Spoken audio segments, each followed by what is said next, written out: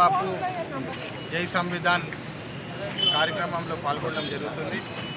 మీరందరూ చూస్తున్నారు, గత నెల పైన రోజులు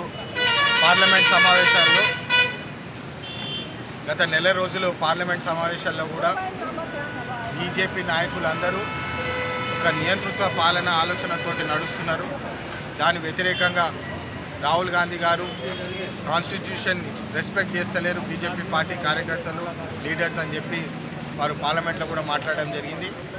అదేవిధంగా కాన్స్టిట్యూషన్ని కాపాడుకొని రక్షించుకోవాలని చెప్పి ఏదైతే జై బాపు జై సంవిధాన్ పిలుపుని ఏదైతే ఇచ్చినారో దాని మద్దతుగా ఒక్కొక్క నియోజకవర్గంలో జై బాపు జై సంవిధాన్ ఆలోచనలు మరి దాన్ని రక్షించుకోవాలన్న చెప్పిన అవసరం ఏదైతే ఉన్నదో దాన్ని ప్రజల్లోకి తీసుకెళ్లాలని చెప్పి గట్టి ప్రయత్నం మేము చేస్తున్నాము.